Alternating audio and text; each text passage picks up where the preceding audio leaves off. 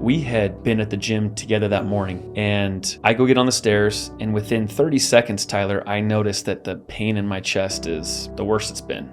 I ran to the child care area, checked out my 2 kids, and as I'm putting my kids in the back seat, I noticed that the lights start to slowly dim. He's getting into the passenger side, and he's literally picking his legs to put them in the car. And as we're starting to leave the parking lot, I said, hey, just get me to the hospital. I was getting ready to turn on the freeway, and I looked over at him, and his eyes were just fixed open. She pulls up to the front emergency room door. I get out, and I remember walking in and pretty much collapsing on the floor. So that happened on the 20th of October, and I didn't wake up again until the 5th of December. One of the first things I said to my wife when I woke up is I said, hey, I died 3 times. And she said, how do you know that? I said, I experienced them very vividly. But one of the experiences of dying, I was choosing to die. I remember thinking to myself, it's okay to let go and die. And I remember dying. And one of the things that we talk about fighting was I could hear my daughter say, Daddy, no. And that was one thing where I was like, I'm telling you, Tyler, I was reaching through any world that I could to pull myself back in.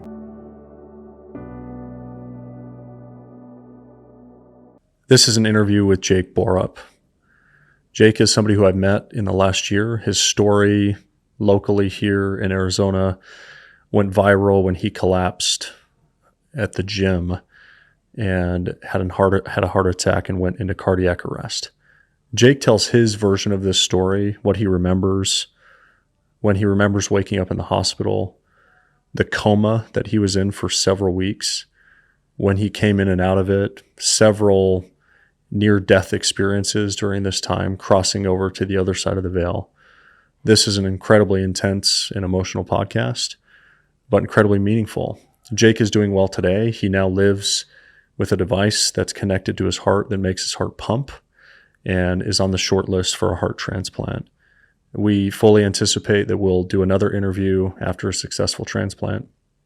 And welcome to the Rollercoaster Podcast. Jake Borup, welcome to the Rollercoaster. Thanks for having me, man. I'll tell you right now, I feel very honored. I've listened to plenty of your shows, and the people that you have on are incredible, very abstract, very intelligent people, and I do not feel worthy, but happy to be here, man. Appreciate you having me. Yeah, I appreciate you doing it. So, unlike some of our guests, the majority of the world is not going to know who Jake Borup is, but you're going to get to know him today. I think Jake has a story that is a 1 in 10 million type of story where he virtually died and came back to life. And so we're going to talk about that story today. So cool. I appreciate you being here. Yeah, absolutely, man. I'm looking forward to getting into it. To be honest with you, I haven't, and I was telling you this earlier, I haven't really had a chance to sit down in depth and kind of talk about it on this kind of a platform. I mean, we've had people that have come over and done some stories, and the news has done a couple things, or 5-10 minute clips here and there. But so this will be interesting for me because most of the stories that I tell are your Cliff Notes versions. Yeah. And to sit down and have a chance to talk about it will be interesting for me now that it's been over a year.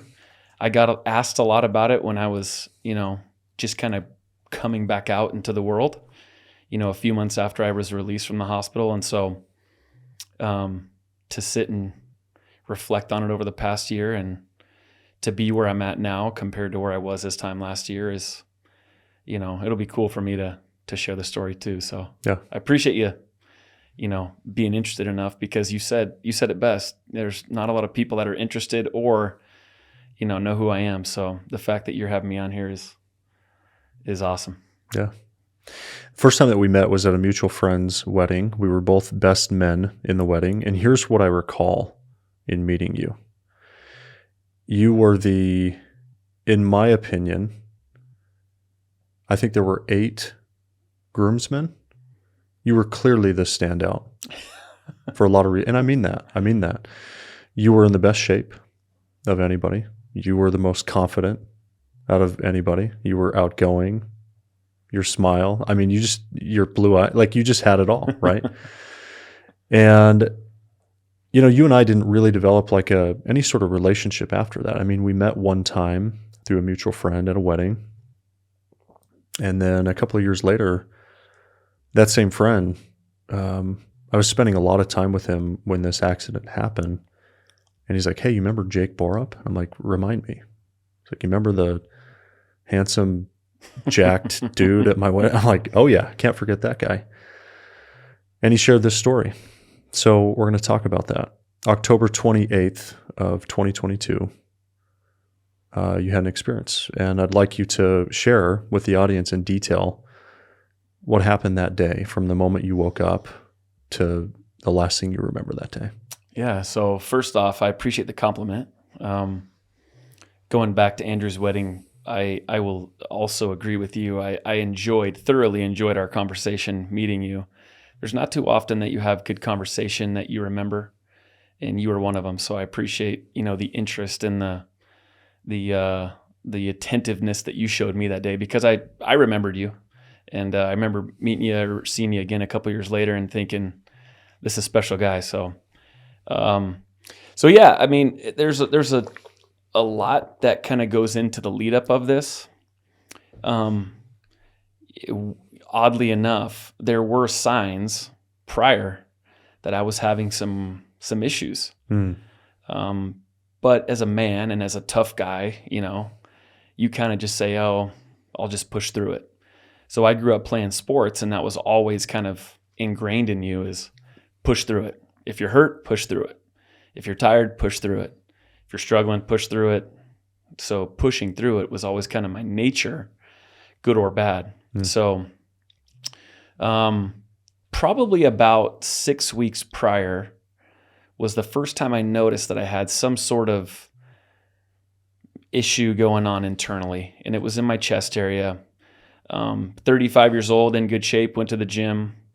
Health and fitness was a top priority in my life, and so never thought I was having any heart issues. Heart attacks and heart issues are for people with bad diets and people who are older, who have kind of used and abused their heart over a lifetime. Never ever thought that I was, having a heart issue. I had COVID 3 or 4 times in the previous years, each differently, kind of the way that it reacted to me. The first time I was violently sick for a day and kind of over it. Second time I lost my taste of scent, or my smell and my taste, for 6 months. Didn't have a ton of sickness with it. The third time, I had some breathing issues. So part of my workouts in the morning, I would do a cardio warm up where I'd get on the stairs for 15, 20 minutes and just kind of go hard and get my body warmed up. And during the time that I had COVID, which I didn't know that I had it at the time, I realized, wow, I can't catch my breath when I'm getting to these points of exertion. And so, late September of 2022, mid-September, I started noticing that I was feeling off, feeling like I couldn't quite catch my breath when I was doing cardio. So I took a week off and didn't think much of it. It went away. My wife and I took a trip to Disneyland with our kids. And oddly enough, long story short, we ran out of gas right before Indio. And my wife is like, well, you got to go to the gas station. So I get out and I start jogging. And immediately I notice for the first time again that I have this tightness in my chest. And she called me and she's like, why are you stopping? You need to get going. You need to get some gas. We're stuck out here in the middle of this desert. And I said, babe, my COVID chest. And that's what I called. That was kind of our joke. My COVID chest is killing me. And so I ended up getting gas. And that was one time that we noticed that was an issue. And then it would go away. It would come back and it would go away. And it would come back slightly and then it would go away again. And a couple weeks later, we had taken a hike, and it was a relatively easy hike. But about every 100 feet, I had to take a break. I just noticed that I wasn't getting the air that I needed. I wasn't getting the a full breath, and I wasn't feeling like I'm getting that air that I needed. So this was probably for first, second week in October. I had noticed there were some weird hiccups with my health. But again, didn't think much of it. I thought it would go away. I thought it would subside. Hard work and good eating and more exercise would be the cure-all. So time went on, and I thought it was kind of going away again. Mid-October, it wasn't bugging me as bad. And then the week of is when it kind of came back, and that's where I told my wife on the Monday. It happened on a Friday, and on the Monday I said to her, hey, I think I probably should go get this checked out. And she's like, well, go. You should go. If that's how you feel, you should go. You don't really complain about these things. So if you're feeling like that, you should listen to that intuition and go. And October is a very busy month for us with work. And I, again, made the excuse of I don't have the time. If it gets any worse, maybe I'll go in. But my focus was not on my health. It was on providing for my family and being at my kids' events and making sure that I was doing what I normally did. So as the week went on, it slowly was there still. And then the Thursday night before, my wife and I were at Schnepp Farm out in Queen Creek. We live out in Queen Creek, and we go every year to their fall festival. And, you could pick pumpkins and ride the rides, and it's a little carnival that we enjoy going to. And I remember when we had gotten there, I was in a terrible mood. I was not happy to be there. I was frustrated. Didn't want to, take the next 3 hours. Again, when you're busy with work and other things, that's where your mind's at. It's not on your family, unfortunately. So my wife was just like, please try to change your attitude. And I'm like, all right, I'll do what I can. And so we went to Schnepp Farms, and my two kids that I have with the previous wife, it was their mom had texted me and said, hey, the kids have something early at the school. Would you mind dropping them off to me tonight, and I can take them in the morning? Now, normally I would be like, no, I could take care of them. I could do it. But for whatever reason, I dropped them off that night after Schnepp Farm. And the next morning, typically when it's a non-weekend with my kids, I will take my wife's kids to school that morning just to spend time with them and chat with them.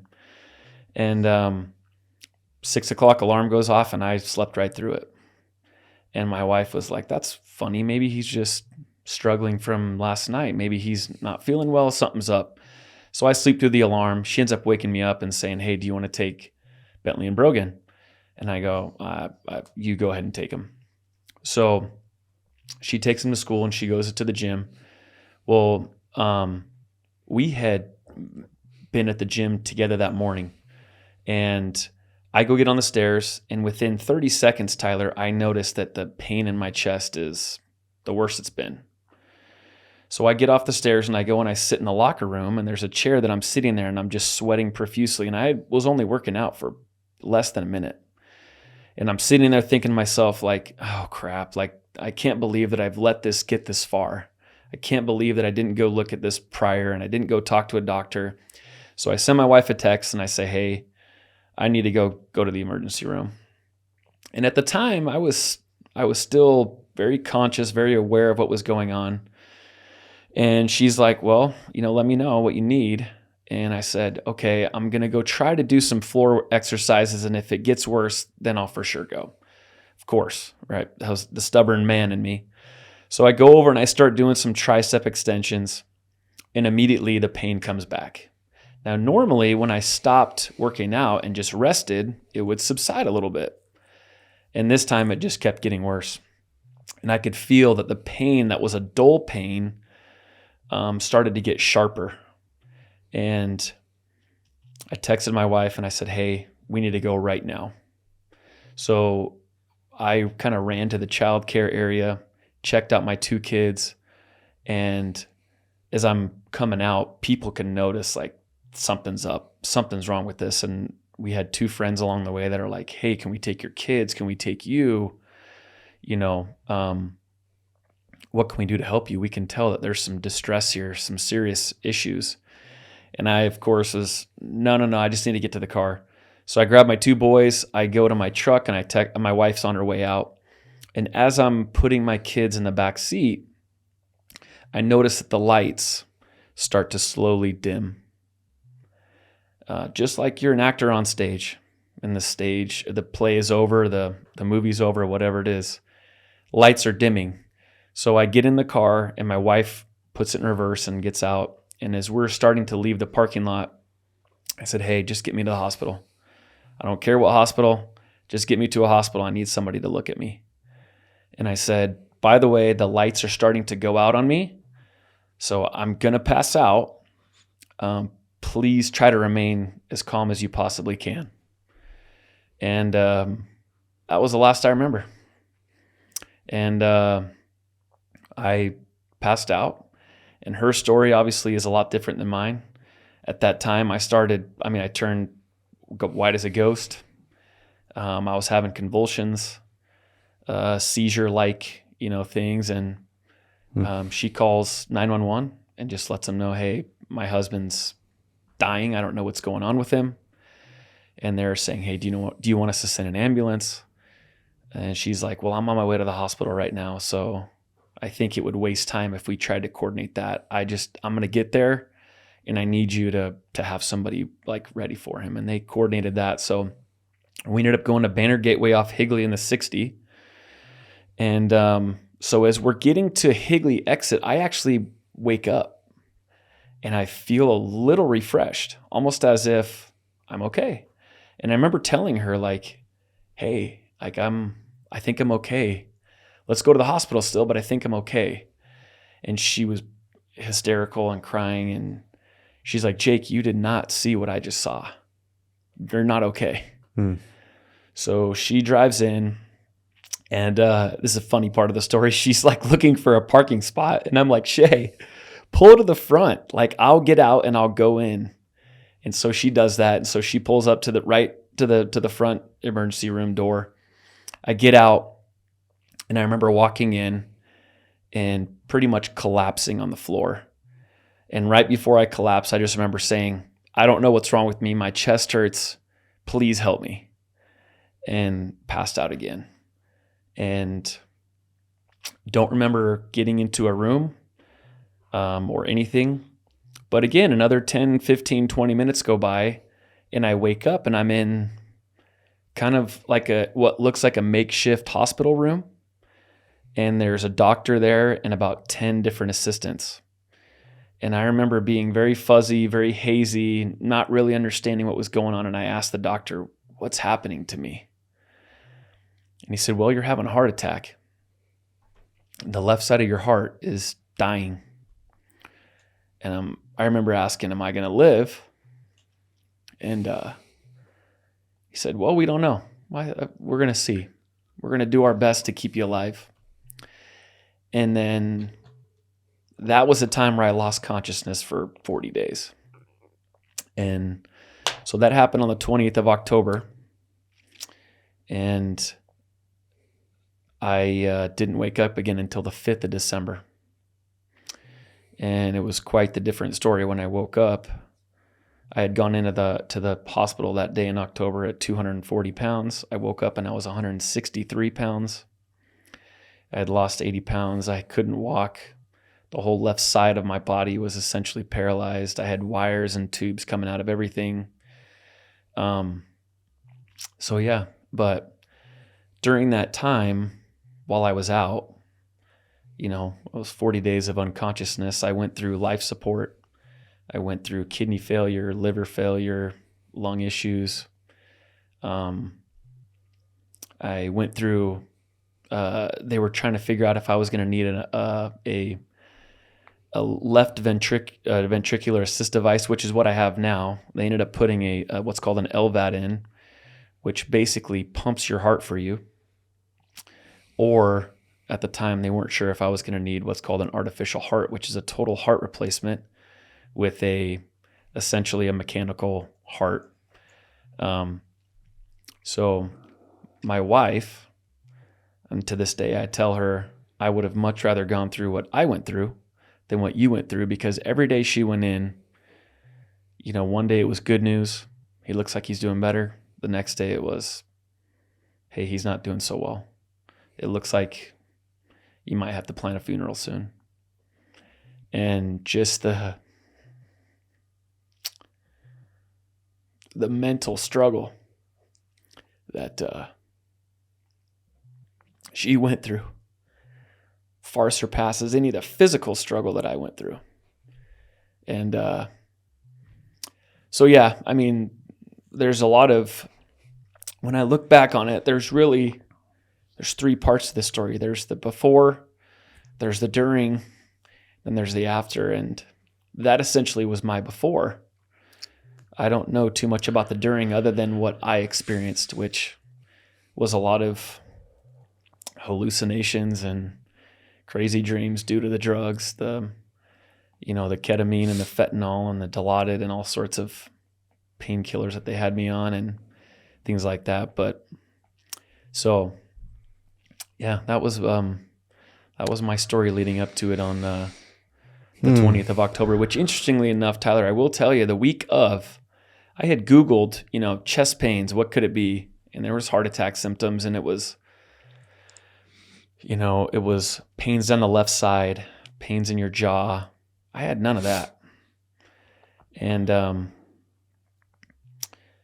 so I just thought it was a lung issue going into it. I thought that was what it was. So even when I got to the hospital, I told them, I think I have a lung issue. But what I ended up having was a widowmaker heart attack. And what happens essentially is there's vessels on the left side of your heart that get totally restricted, blocked up and clotted, and then you lose blood and oxygen, and typically you die immediately. There's not too many people that live through essentially a widowmaker heart attack. It's called a widowmaker for a reason. Yeah. Thankfully, I made it, and obviously looking back now, the doctors say that my youth and the fact that I was active and healthy at the time really was the reason that I was able to make it. One of the things that I look back on, and when I was leaving the hospital, finally, there were doctors and nurses that came to me and said, we have no clue how you're alive. We have no clue how you made it through this.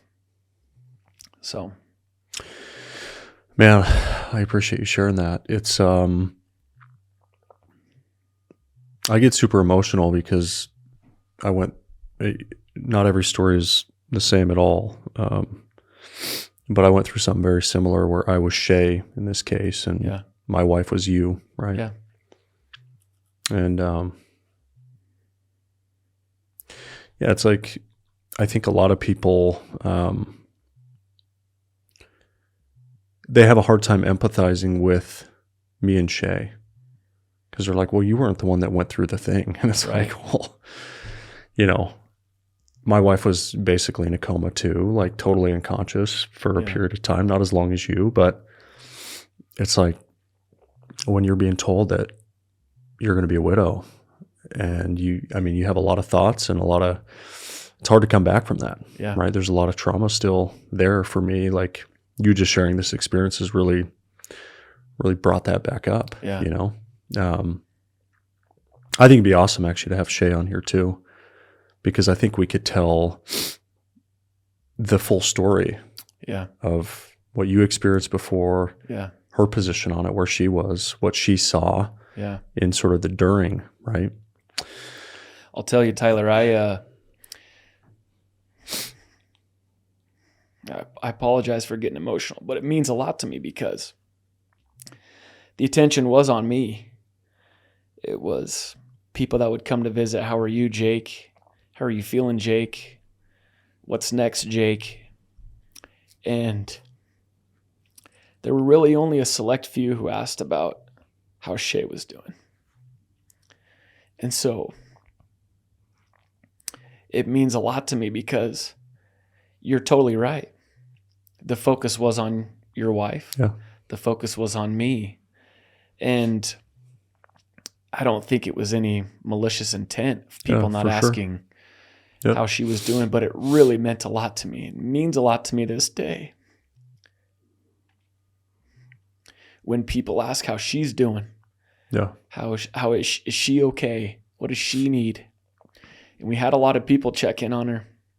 We had a lot of people that reached out to her to ask, and it means the world to me to know that. I mean, essentially, I was dead for a month and a half. Yeah. And people took really good care of my wife. Really, really good care of my wife. And so, after the fact, when I was making the recovery, still this day, I have a good friend, and he he makes fun of it all the time. He's like, I didn't care about you. I cared about Shay. And, he jokes about it. But there's truth to that. You guys went through a much more emotional and mental challenge. You're in a mode that only you guys can relate to. She was totally there, and you were totally cognizant and aware of your feelings and how things are. And I was in La La Land. I was off. Obviously, I was struggling and fighting for my life and things like that. But there's two sides to it, and you're exactly right. She probably and you probably have more trauma, leftover trauma than either one of us. Yeah. So, what did this do for your relationship with Shay? Trying to make me cry all day, man. So Shay and I have been married for 8 years. And like I said, I was previously married for 5 years to another gal. Shay and I met. And when Shay and I met, I thought to myself, this is the girl that I was thinking about when I was going through my divorce. This is the girl that people talk about as your best friend. This is the girl that they talk about as someone that you can spend the rest of your life with, and all of the typical cliches. And she's more than that to me. I mean, she is much more than that. And after the fact, after everything went down, I remember specifically telling her, and it's hard to put into words what this kind of an experience will do, but it accelerates it more than, I mean, you probably know the exact same thing. And I said to her, this was like January of last year.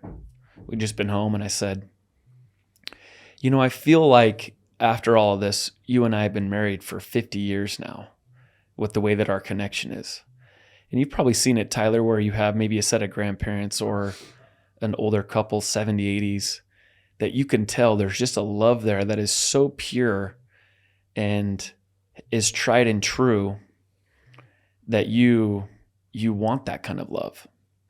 And I told Shay, I said, I feel like I have that kind of love for you now. That just after the fact, after everything that we've been through, everything that you've gone through, obviously everything that I've gone through, I feel like our love is now that, you talk about it like a fine wine, it gets better with age. Well, I feel like our love aged 50 years in a matter of 3 months. Yeah. And I mean, we've got 6 kids together, and it's just, it's hard to put into words specifically about how our relationship is now and the type of bond that we have. And I mean, I've told her, I make a joke, Shay, you could go cheat on me, you could go do this, you could do whatever you wanted. At this point, I'm staying with you.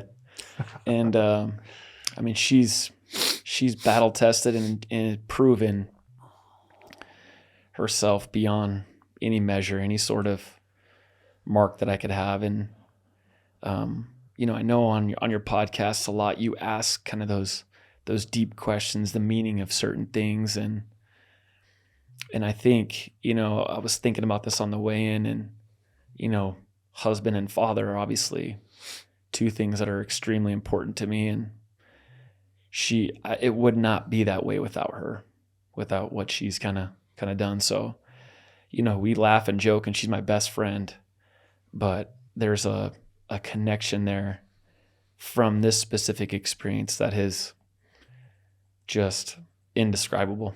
Yeah. Thank you to our sponsors over at Bucked Up. I love this company. I love their products, their apparel, and their supplements. Recently, they dropped the mother of all pre-workouts, Mother Bucker. This is not for the faint of heart. This will make you want to claw your face off. So don't get stuck in traffic when you're headed to the gym. I love these guys. I love this company, and I love their products. They are clearly the best tasting pre-workout on the entire market, and they're number one for a reason. Bucked Up is my favorite workout brand, hands down.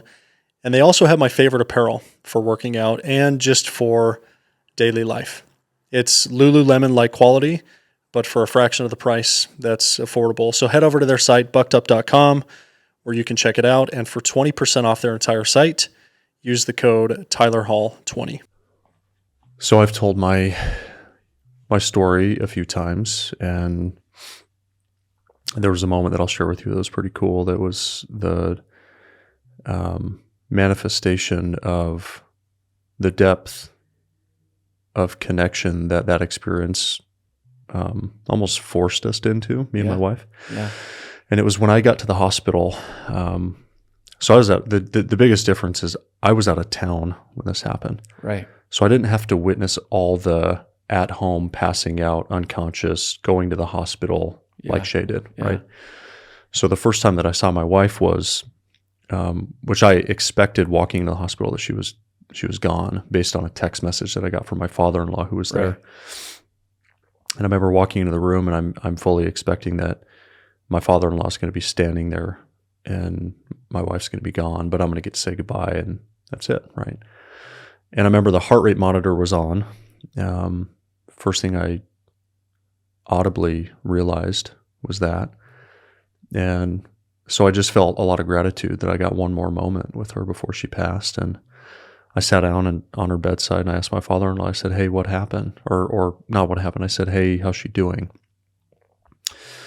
And before he could even answer, she went in this crazy seizure-like episode that was super scary. Never seen anything like it. Doctors and nurses coming in. I'm running into the hallway. They come in, they calm her down. A few days later, she's kind of coming back to consciousness. We're talking, and I said, hey, do you remember what happened when you had that seizure? It was the only time it happened. And she said, yeah, when I heard your voice, it gave me life.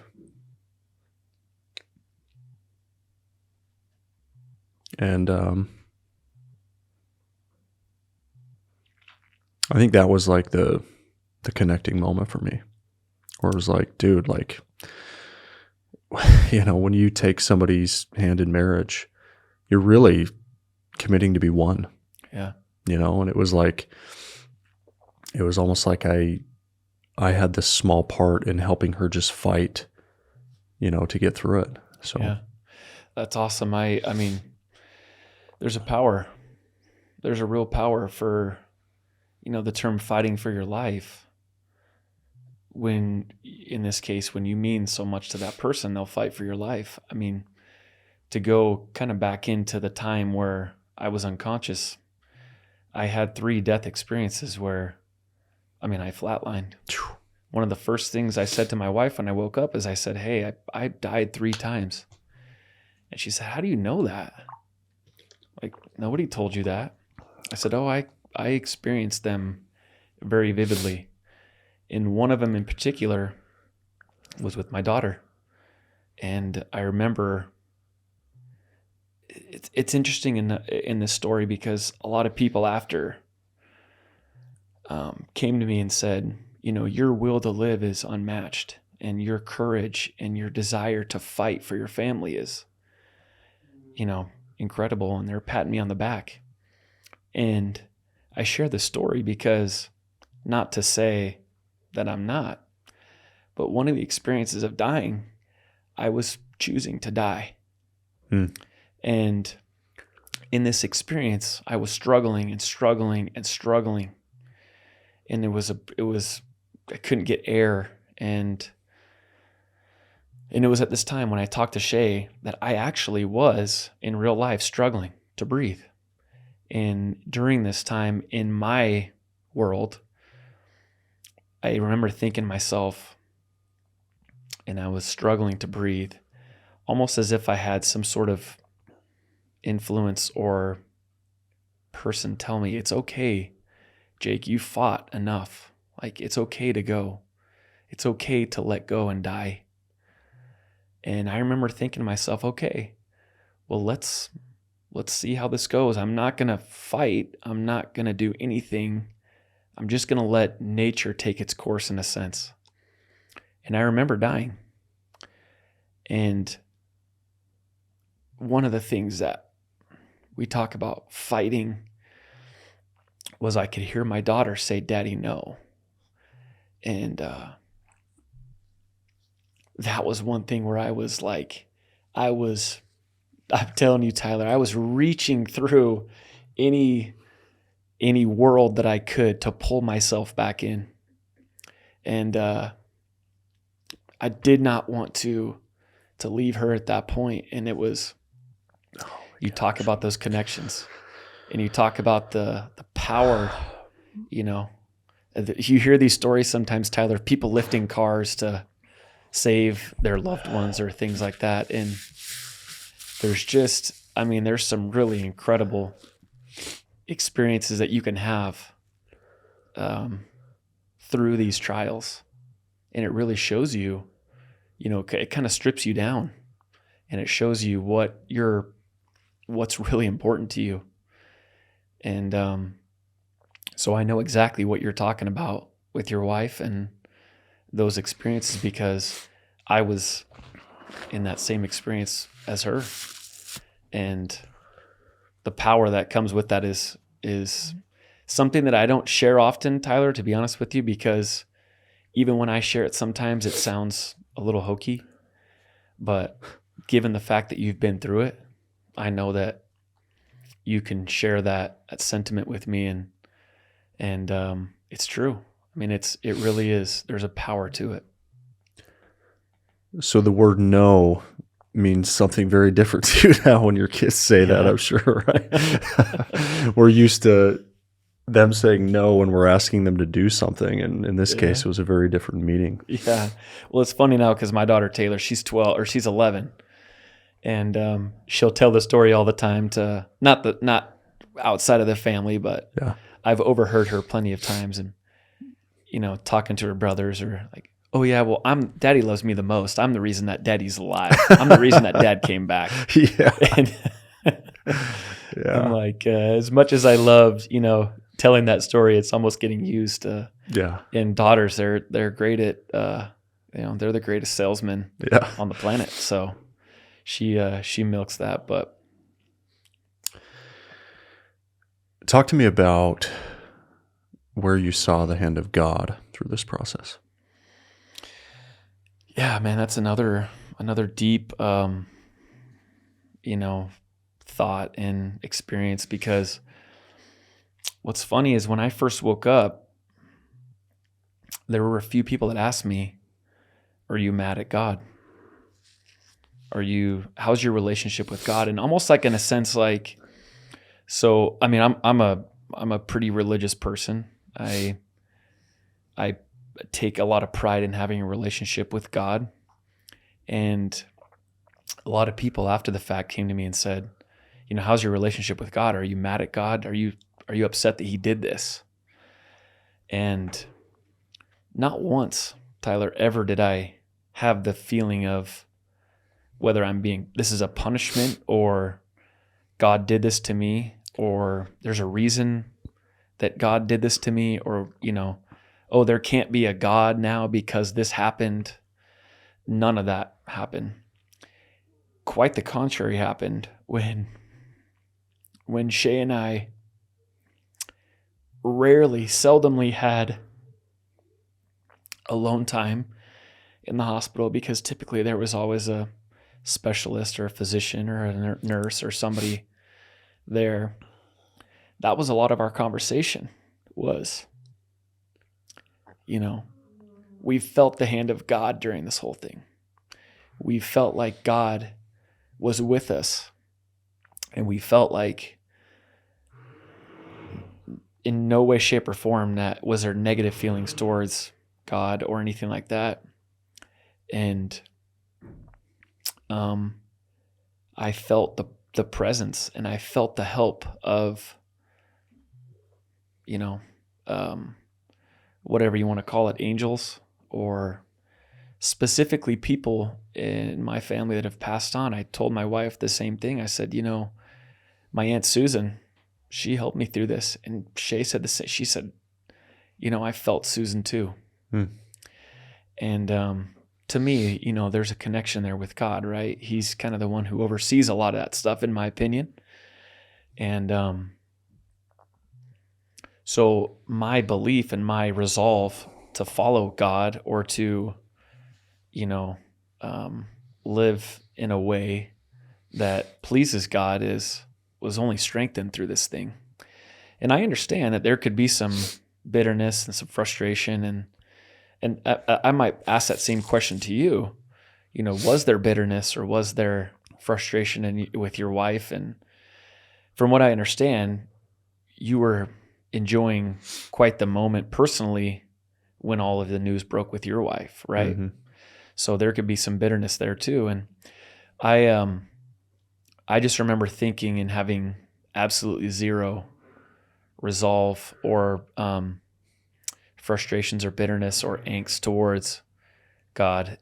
Quite the contrary. It strengthened me because, number one, I felt like I could go, and I felt like maybe, and a lot of people, it wasn't your time. And that might be the case, but I do feel like you kind of had a choice. Yeah, no doubt. And so I'm grateful more than anything that by the grace of God, the hand of God, I am still here with my family. And to be honest with you, Tyler, there could have been some serious cognitive and neurological and physical consequences from this. I mean, I flatlined for multiple minutes, multiple times. I was on life support for 9 days. And typically, once they put you on life support, Tyler, you're not coming. It doesn't end well. Yeah. And a lot of our friends in the medical field, once they heard I was on ECMO, they were, they said to themselves, he's not gonna make it. But thankfully, I'm here. And I feel like God has a lot to do with that. So, what are your thoughts? I'm interested to hear it now that you guys have kind of a similar situation of, was there any bitterness or was there any frustration? Because I don't think that was the case with Shay. I don't think that she felt like, God was punishing her, or there was some bitterness there. I know that she prayed, incessantly about what was next for the family, and maybe not necessarily save my husband, but just provide some sort of clarity or, comfort at the time. But was it that way with you? Yeah, I think for me, no, I didn't have any sort of those sort of feelings around that. My wife, by the way, I would say up until that point in our lives was the one pulling me along spiritually, right? Okay. And so like my first contemplation was not God. It was other things, right? Whereas hers was a little bit different. I think for the first time in her life, she really questioned God, right? Yeah. And asked the questions why. And I think most of it was revolving around like, it's just too soon. Like our kids need me, right. And so I think there was an ounce of, maybe more than an ounce, there was a lot of bitterness, but for a short amount of time. From her? Yeah, in the very beginning. Okay. And then like once you start stacking the chips of miracles that were happening, that were clearly architected by God himself, then it became very clear that he was going to be there to either help her get through this or to bring her home, right? Like one of them that I think is the most powerful, there's literally probably 10 things, and we've written these down, and we've talked in private about a lot of these things. But one of them was this. Eventually she gets released from the hospital. She was only in there about not even a week, 5 days. We get released from the hospital. We're at home. She starts spiraling downward, right? Because in the hospital, she's hooked up to IVs the whole time. They're pumping her full of all kinds of stuff to make her feel good. Yep. We get home, and by the way, they sort of send you home like, good luck, right? Yeah. There's not a lot of like, here's what to do next. I don't know if that was your case, but totally. And so we get home, right? I'm like, okay, what do I do? Like, what do I feed you? What's supplementation? What do we do? She starts spiraling. She's turning white. I'm thinking she's dying again. Yeah. I start to kind of panic. I'm getting things ready. I'm getting ready to like rush her to the hospital again. And this is maybe a day, 24 hours or so after we got home, just downhill. As I'm like getting ready to go pick her up out of her bed to load her into the car, I hear a knock at the door. And there were people from like our church coming over, neighbors, just to support. Yeah. Amazing support system. One of the best things I think about the church. Oh, yeah. And the knock at the door, I open the door, and it's the lady who's designing our new home that we're building. So at this stage, we sold our previous home. We're in a rental. We're building a house. Yeah. And I'm like, hey, Ashley, what's going on? I go, it's really not a good time. She's going downhill. I got to get her to the hospital. Yeah. And she's like, oh, so I have this basket. She had a basket, like looked like an Easter basket in her hand. And it had all these like medicines and remedies. She goes, I felt prompted to come here.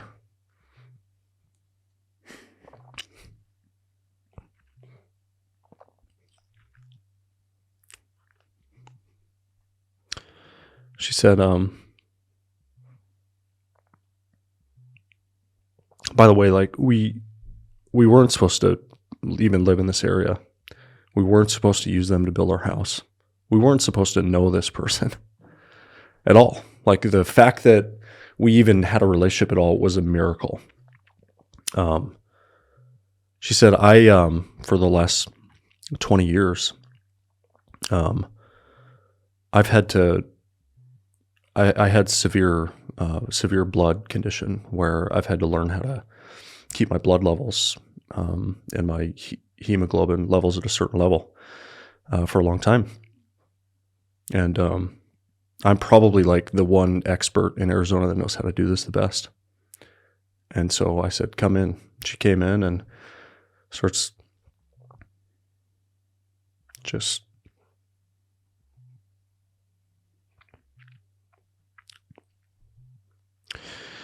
When I say like, you ever seen you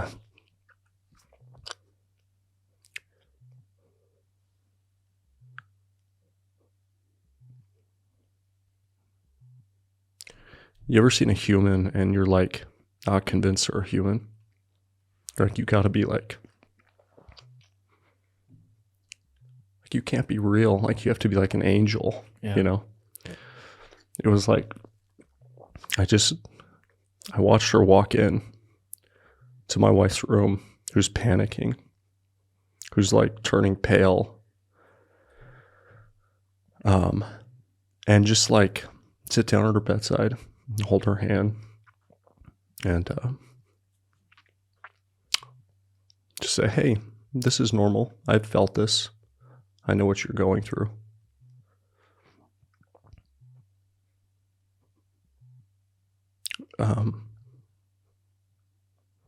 You know, and I have the cure, like here it is. Starts supplementation, like all kinds of things I'd never even heard of. Right. She's loading her up. Yeah. She brings like, she had like this broth soup stuff from this Thai place that she had like gone to just intuitively. She's like, here, drink this, eat this, loading her up with stuff. And within like an hour, my wife was like back, feeling awesome, right? And it just like, that was one of for all the reasons that shouldn't have happened. The timing of when she knocked on our door. Like I was like minutes away from being in a car going to the hospital. Yeah. And she gave us she had a printout. She's like, here's the whole regimen. Here's what you need to do every day at this time. Feed her this much of this thing. And it worked, and it saved her life. And so, yeah, dude, like pretty quickly we started seeing just all these miracles. Like the fact that she got out of the hospital as soon as she did was a miracle. Yeah. The fact that she lived was a miracle, right? Yeah. So I mean, potentially, if you get in that car 5 minutes before that gal comes, she might die on the way to the hospital. Yeah, exactly. Yeah. So I know what you mean. I mean, it's again, kind of, there's not a lot of words to describe the feelings. And when you see those things stack up, other than, there's somebody else orchestrating a lot of this. Yeah. And, like it's difficult because it could have been tragic for both of us, and then what's the path after that? What does life look like after that? Yeah. That might be a different story, right? Because for a lot of people, there's not kind of a happy ending, unfortunately. But I think with us, fortunately, the story continues. Your wife's good now, right? Totally. Yeah. So, but these challenges and these trials, these incidents that happen that are really only once, maybe twice in a lifetime, there's so much to learn from them, and there's so much to observe and to get from it. You have little challenges, little hiccups throughout your day that, what am I I'm late to this, or I can't, they're out of this grocery at the store or whatever. Now my life's difficult. But, when your life is stopped, and Tyler, you have to think about a real life without your wife, your significant other, your person that you were expecting to live with for the next 50 plus years. There's a lot that comes with that. And again, thankfully, things are good. Things are fine with you guys now, but there's just so much to learn. And I think that's the beauty of these experiences you can learn a lot from them. Yeah. So I want to say thank you to our newest sponsor, Jovi Health. I, first of all, love the founder. She was on the podcast. She's a friend of the show, Kim Olson. And this product is actually incredible for a lot of reasons. So when she came in on the podcast, she gave me one of their kits, okay? And these are basically these little strips that are like infused with some type of compound that can alleviate pain in men and women, right? So for women, it's predominantly used in menstrual cycles. But for me, I had lower back pain. And so she said, hey, put this on your back, wear it around for a few days and see how you feel. And it's actually legit. Like, it works incredibly well. And so I've been super happy with the results. I've asked Kim to actually get me like bigger slabs of this stuff because it's helped alleviate, some lasting back pain that I've had for years. And so go check out Jovi Health. We'll have a code down below in the description, and you're not going to be disappointed by doing that. What do you think the main thing is that you learned or took away from this, right? Like, I want you to really try to paint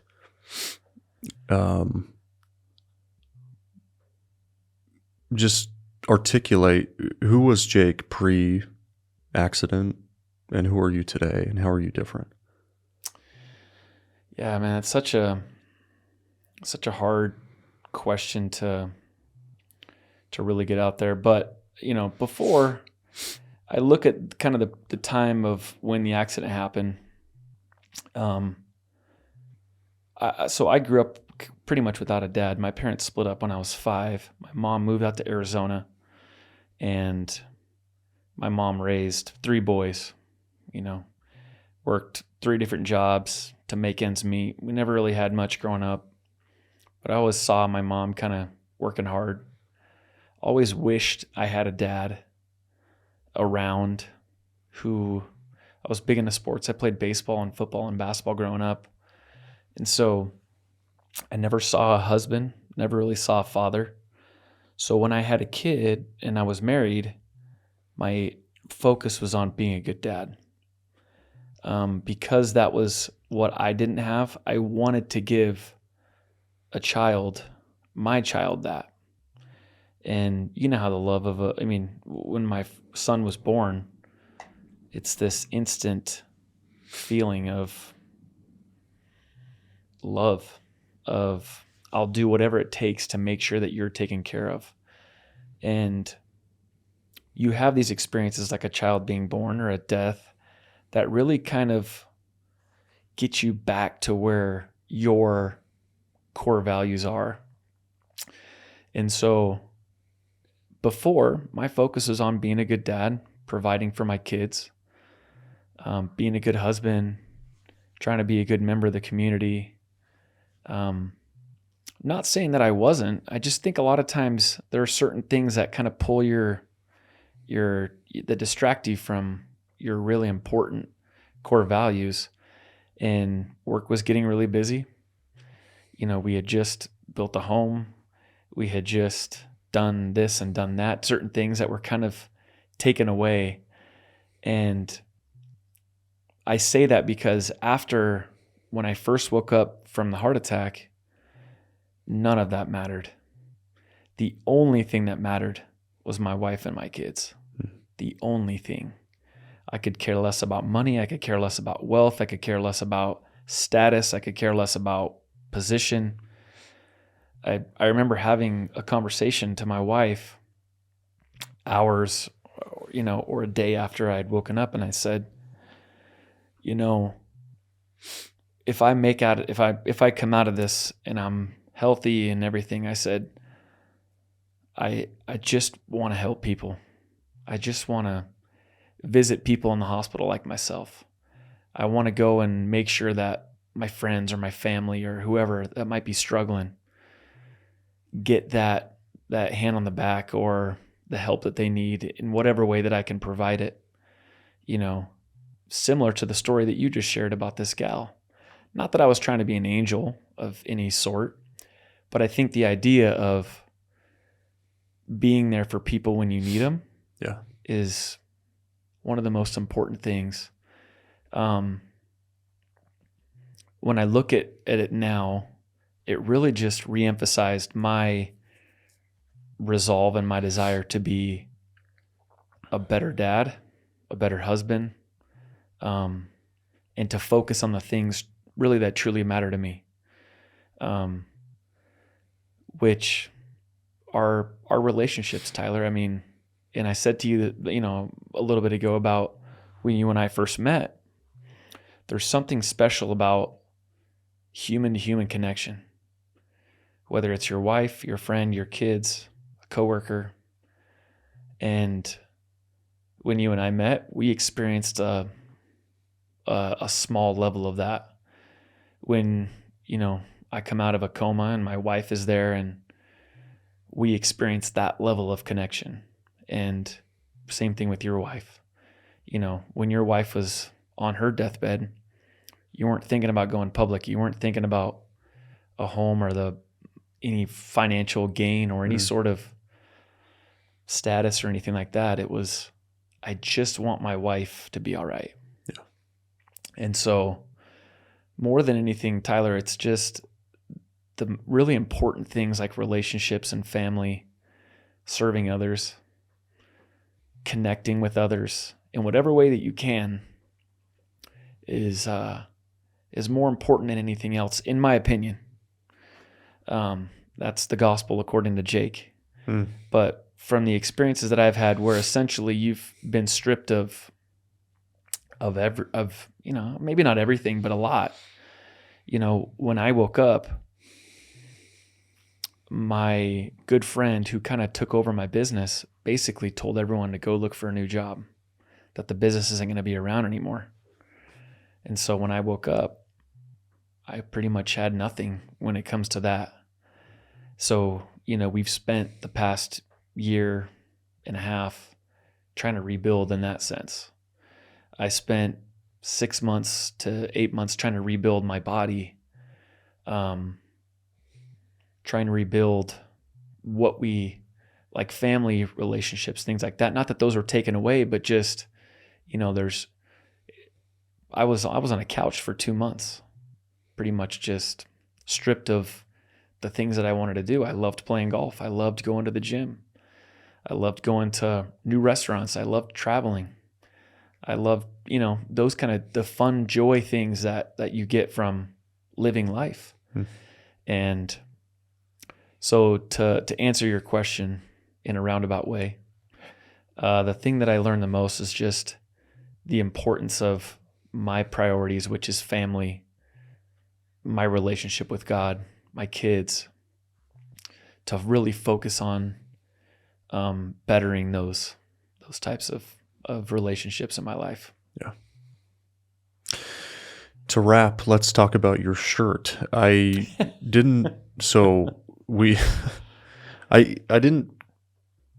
I don't know if this has anything to do with what we're talking about. I think it might, though, because it doesn't. Not. No, I was hoping that somebody would pick up what's going on here, but okay. What is it? For those listening, not watching? It says Friday. It looks like 1:20. Friday 1:20. So it's nothing like. I thought it was like the time that this happened or something. Okay. So I'm a big baseball fan, Tyler.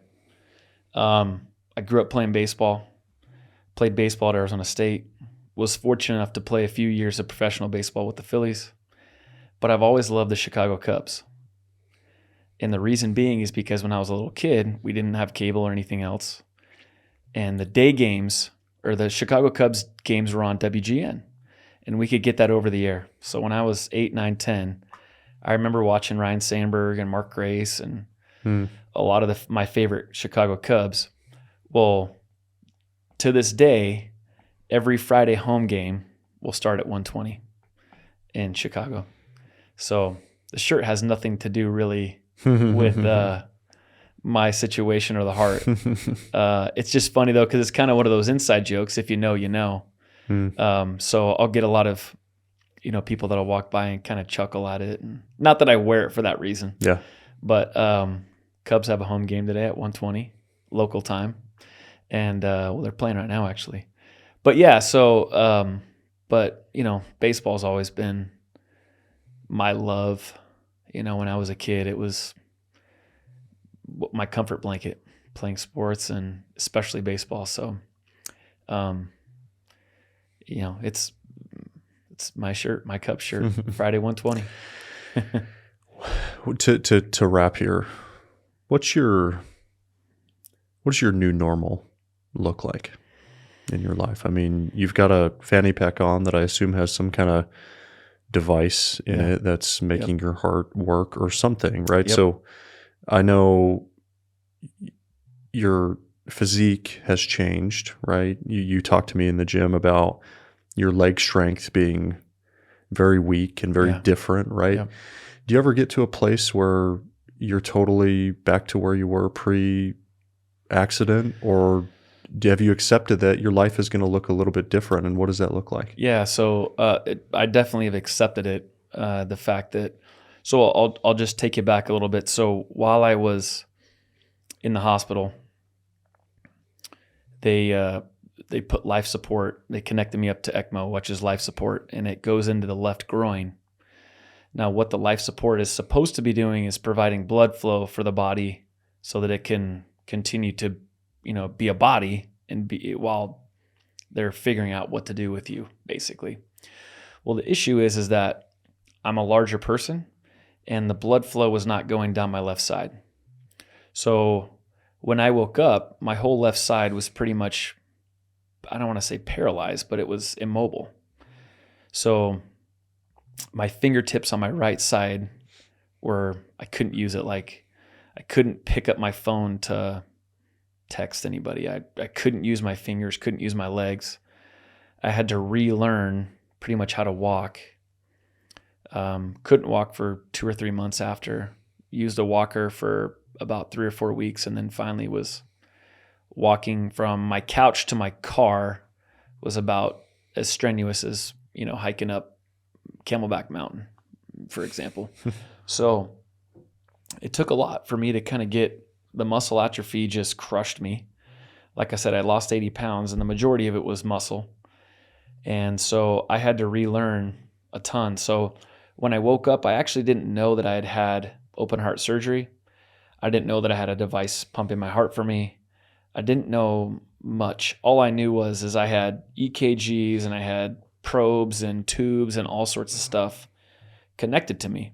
Didn't know what was what. I assumed everything was going to come out at some point. But right now I live my life with what's called an LVAD, where it's a mechanical device that pumps the left side of my heart for me. And there's a tube that comes out of my stomach that's connected to my heart, comes out of my stomach and then into what's called a system controller, which I can monitor my heart health. And then 2 big old batteries. So essentially, if I don't have batteries going, my heart pump won't pump, which will cause more cardiac arrest, heart failure. So I constantly have to be hooked up to power, to batteries. So I'm kind of like a robot now. I'm very much like a robot. Yep. That's cool. Yeah. I'm like a Tesla. I plug in at night. So at night we do have this, like, it's a power unit that I plug into. And so I'm not always on batteries, but the batteries allow me to be mobile and allow me to come out and do things. But I always have to have batteries with me wherever I go, which is funny. So, but right now, about 3 months ago, I was just put on the list for a heart transplant. So I'm eventually going to need a full heart transplant. And so I'm a status 4 right now on a level, there's 1 through 6. Status 4 is basically the sickest person outside of the hospital. So it means that I'm living outside of the hospital. I don't need a transplant within the next month or 2, but I'm going to need one pretty soon. So I'm awaiting a heart transplant. And because I'm over 6'3", I have to wait for somebody, unfortunately, who's taller. A specimen. And matches my blood and my size to pass away so I can receive their heart. Yeah. And but my new normal is it's not crazy different, and I've never been the type to really complain about, I mean, at the end of the day, I have all my limbs. I can walk, I can talk, I can remember life before. I'm not confined to a wheelchair. I'm not a vegetable in a sense, and I get to enjoy the things that I enjoy. I'm playing golf now. I'm not playing basketball. I can't really run. My left foot has basically a foot drop. There's nerve damage, so I walk kind of like a horse. But it is what it is. And I'm cool with that. I'm grateful that I'm walking and I'm talking and enjoying life. And eventually there will come a time when I get a new heart and I can ditch the batteries. And then that's a whole new set of recovery. So I'll be a bubble boy pretty much for 6 months, where they suppress your immune system so that your heart and the rest of your body can work together. And so, yeah, I mean, I'm not out of the clear by any means. And this is not how like the finished product. So I'm still essentially in kind of the during phase. So once the heart comes, then it's a whole new challenge. But you're taking one step back to take 2 steps forward, essentially, in that. So thankfully, I'll be able to. I mean, right now I can't really go swim. Showering is a pain in the butt, to be honest with you. I got to wrap my batteries up and wrap my incision area up and kind of stay out of the water. It's more like a sponge bath time. Just do like once a week. No, seriously. I used to be a guy that would wake up and shower in the morning, and then sometimes I would shower at night. So it's been difficult now that, and I don't shower every day. I'll just let you know. It's a pain in the butt. Yeah, I wouldn't either. But yeah, that's been an adjustment. We had just finished building our pool, and so I can't swim with my kids. I'll put my feet in the hot tub with them at times, but it is what it is. But again, with those kind of scars come gratitude. So yeah, I think that there's a lot of things that we take for granted in our lives, and it's things like You that. really do. Right. I remember thinking to myself when I was in a wheelchair, man, Just to walk. I would kill to just get up and walk right now. Yeah. I hated asking my wife for help. Yeah. Hey, can you get me a glass of milk? Hey, can you grab this from the counter? And I hated it. And she was so good. Oh, no, let me help. But when it's taken from you, you just, I realized very quickly how much I took for granted the normal things of life. Things like being able to brush your teeth, things like being able to, eat your food with a fork, being able to do chores. I was like, man, I just want to go out and pull weeds. I know that sounds weird, but, just tasks that you took for granted that you kill to do when they're taken from you. Yeah. So, well, Jake, I appreciate you coming on the show. It thanks means for a having lot. me, man. It was fun. Yeah, I could sit here and talk for a long time. We'll have to have Shay, your wife, come on at some point as well. That'd be cool. And your wife too. What's her name? Brooklyn. Yeah. Maybe we'll do a powwow. We should. And after the share fact. some war stories. I love the fact that, people would look at us and be like, oh, these people don't have health problems, but we do now. So things that we got to deal with. But again, they're just a salt and pepper on your journey. Yeah. So. All right. That's a wrap. Thanks, T.